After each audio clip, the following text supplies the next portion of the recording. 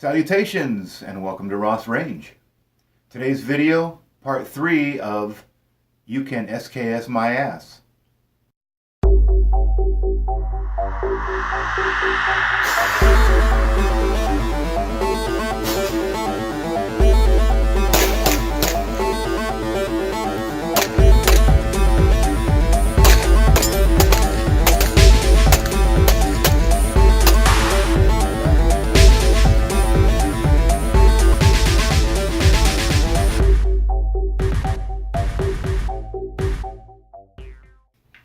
Okay, so in part 1 I teased that I was going to do something horrible to my SKS rifle, my Russian SKS-45, and I have actually done something horrible to it. So are you ready? Here we go. 1, 2, 3. What the fuck?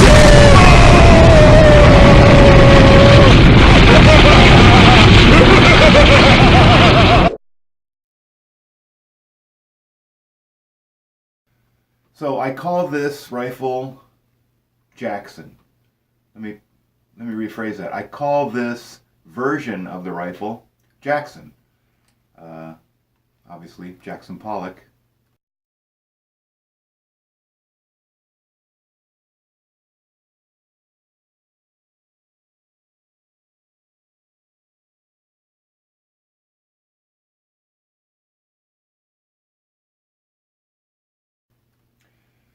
So, let's talk a little bit about what I've done here.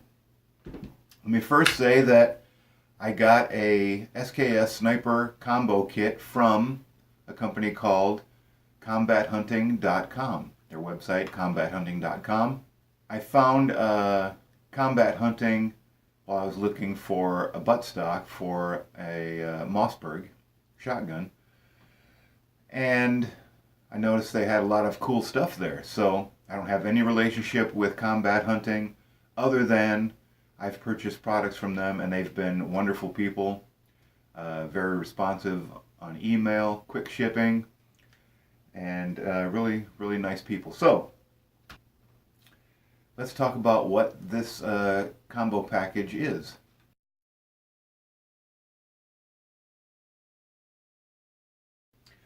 So what we've got here is a composite stock. Comes with the cheek rest.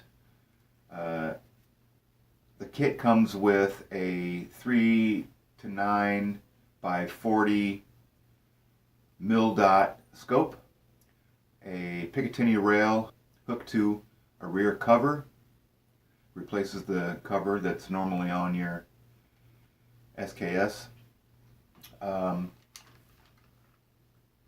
Muzzle brake, and tripod. So, get a package with your muzzle brake,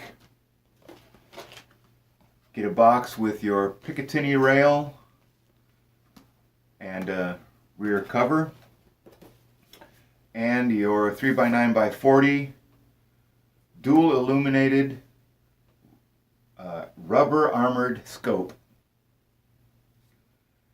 It's actually a pretty decent scope, actually. I mean, I sighted it in at 100 yards and seems pretty good so far. It's a nice little scope.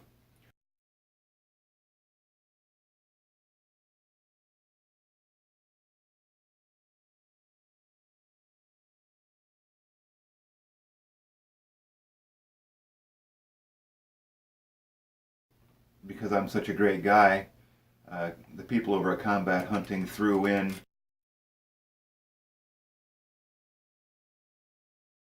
a ejection port cover so that spent shells don't come out and smack the front of my scope.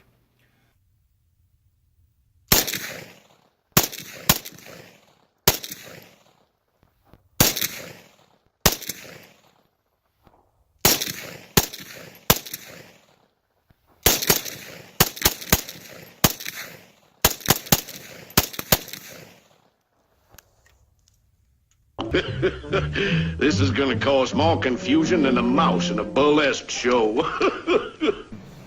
Got this all taken apart. I've cleaned it, and now I'm going to put it back together and put it in the new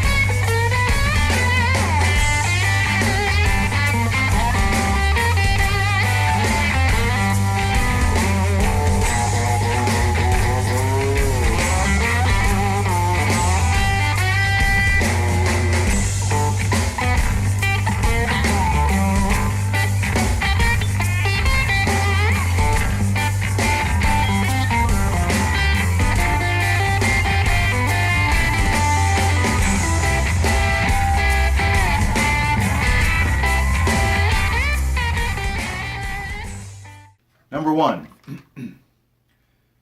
you're probably going to have some issues with this rear cover here, this cover. The reason for that is that it's kind of a generically made cover to fit different SKSs. You know, some of them are slightly different from the Russian model, the Yugo, the Chinese models. So you are probably going to have to do a little filing, which I had to do, and I'll show you on the video. Do some filing to get this to fit correctly in your SKS. Okay, so what I'm going to do now is I need to grind down this right here and right here. Bring those back a little bit so that this can sit a little bit more forward on the receiver.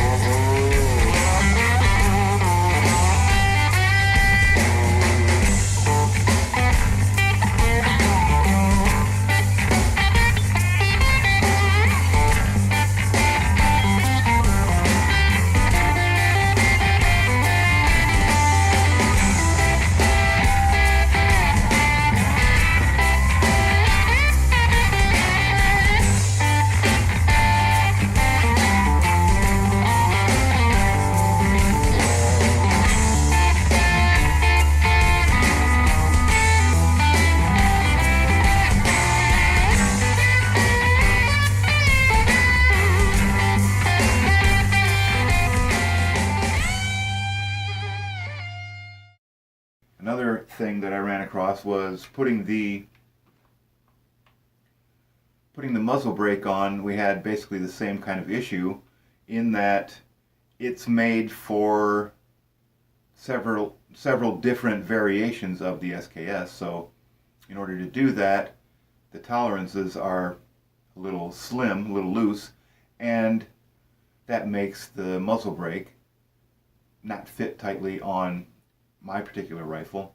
And this is not a good thing because obviously you don't want to have something flopping around up there where a round is going to, you know, I have seen videos of people putting their muzzle brakes on incorrectly and blowing the muzzle brake off. Fortunately, that was the only damage that was done, but it shot their muzzle brake right off the rifle.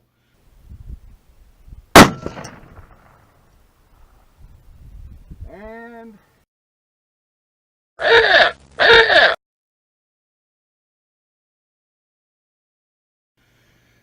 you don't want to have that. You don't want to have any kind of blockage at the muzzle of your rifle, right? So what I had to do with this was I went over to my local gunsmith and we kind of looked it over and decided that what we should do is put some brass shims in there. So I cut a piece, a very thin piece of brass, put it on there.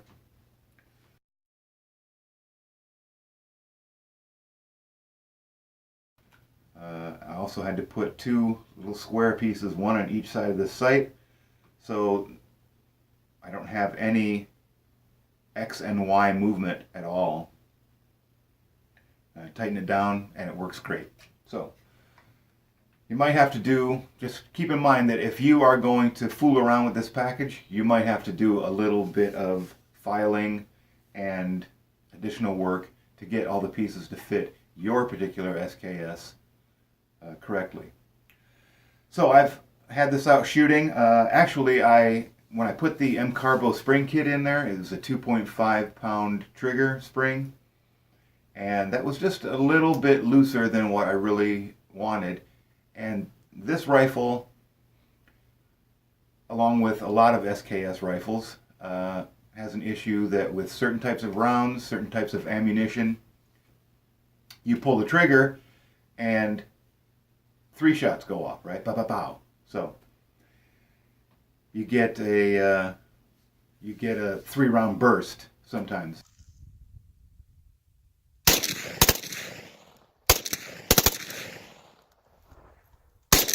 That recoil causes the lighter trigger to manipulate as it recoils, which causes it to fire.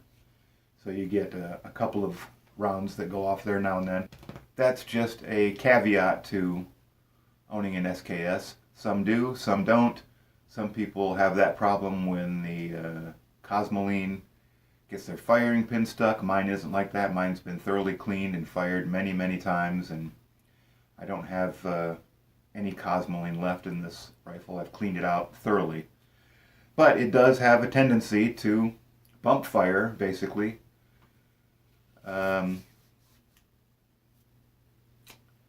Just the nature of the beast. That's the character of this rifle.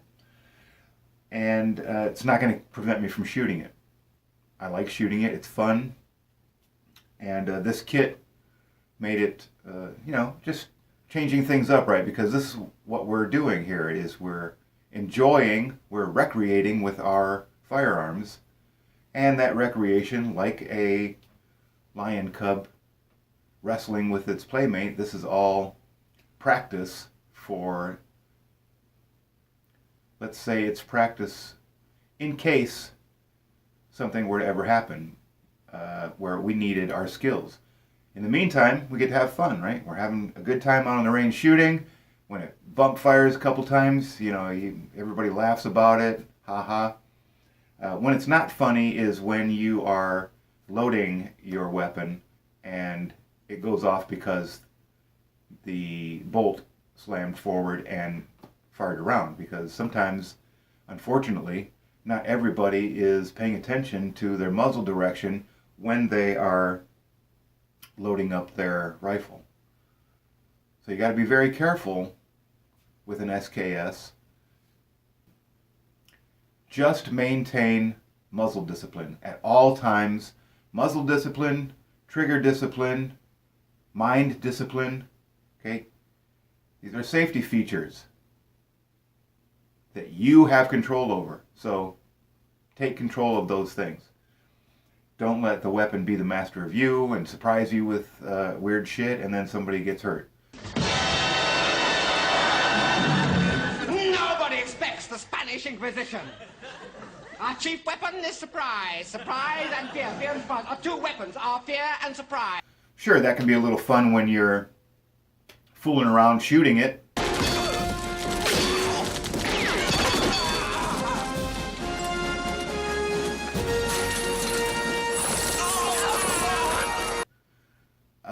But the problem is that when you're sitting at a bench trying to sight in your scope, or you're actually trying to get some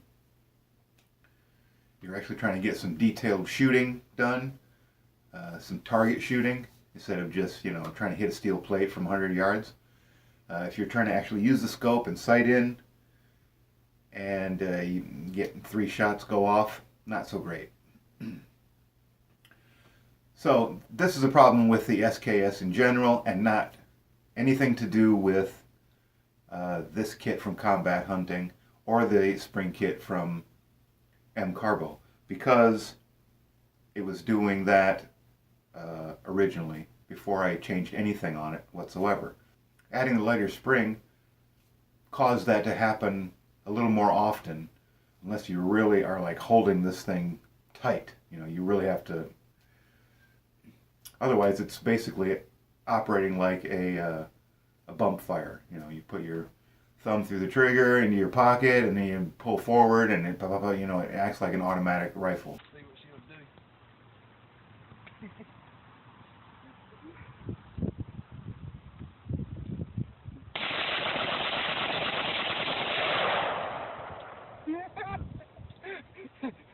Yeah, baby. So in the end, let me just say that this is pretty cool. I like it a lot. I'll probably take it apart and put it back in the original wood stock occasionally. Take this out, put it all together, shoot it. It's fun. It looks pretty cool, right? I've got some pictures of it. It's a masterpiece now. It's not something you might say, ooh, that's ugly. But I think it's pretty cool. I think it looks like a Jackson Pollock, and I had a lot of fun putting this thing together and painting it. And kudos to Combat Hunting for carrying this package. Be safe out there, get training, and enjoy yourself.